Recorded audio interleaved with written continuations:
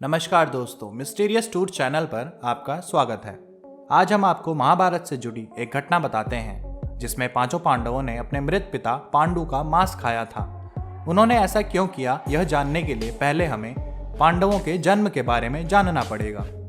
पांडु के 5 पुत्र थे, युधिष्ठिर, भीम, अर्जुन, नकुल और सहदेव। इनमें से युधिष्ठिर और भीम और अर्जुन माता कुंती के पुत्र थे तथा नकुल और सहदेव माता माद्री के।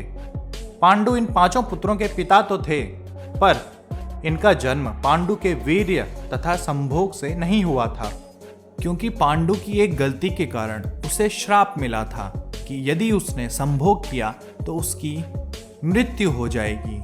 तो दोस्तों, अगर आपको यह गलती पता है तो कमेंट करके जरूर बताइएगा। इसलिए पांडु के आग्रह पर यह पुत्र कुंती और माद्री ने भगवान का आवाहन करके प्राप्त किए थे। जब पांडु की मृत्यु हुई तो उसके मृत शरीर का मांस 5 भाइयों ने मिल बांट कर खाया था।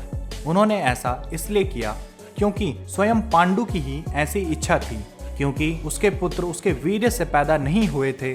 इसलिए पांडु का ज्ञान कौशल उसके बच्चों में नहीं आ पाया था। इसलिए उसने अपनी मृत्यु से पहले ऐसा वरदान मांगा था कि अगर उसके बच्चे उसकी मृत्यु के पश्चात उसके शरीर का मांस मिल बांट कर खा लें तो उसका ज्ञान सभी बच्चों में स्थानांतरित हो जाएगा। पांडवों द्वारा पिता का मांस खाने के संबंध में 2 मान्यताएं प्रचलित हैं।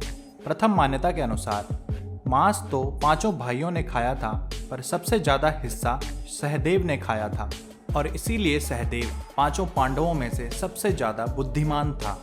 जबकि एक अन्य मान्यता के अनुसार सिर्फ सहदेव ने ही अपने पिता की इच्छा का पालन करते हुए उनके मस्तिष्क के 3 हिस्से खाए थे। पहले टुकड़े को खाते ही सहदेव को इतिहास का ज्ञान हो गया था और दूसरे टुकड़े को खाने के बाद वर्तमान का ज्ञान हो गया था और तीसरे टुकड़े को खाते ही भविष्य का। यही कारण था कि सहदेव 5 भाइयों में से सबसे अधिक ज्ञानी था और इससे उसे भविष्य में होने वाली घटनाओं को देखने की शक्ति मिल गई थी। शास्त्रों के अनुसार श्री कृष्ण के अलावा वह एकमात्र व्यक्ति सहदेव ही था जिसे भविष्य में होने वाले महाभारत के युद्ध के बारे में संपूर्ण बातें पता थी। श्री कृष्ण को डर था कि कहीं सहदेव यह सबको बता न दे, इसलिए श्री कृष्ण ने सहदेव को श्राप दिया था कि यदि उसने यह बातें किसी को बताई तो उसकी मृत्यु हो जाएगी। तो दोस्तों, हमारी आज की कहानी आपको कैसे लगी हमें कमेंट करके ज़रूर बताएं और ऐसी ही रोचक और रहस्यमयी जानकारी पाने के लिए हमारा चैनल सब्सक्राइब करें। धन्यवाद।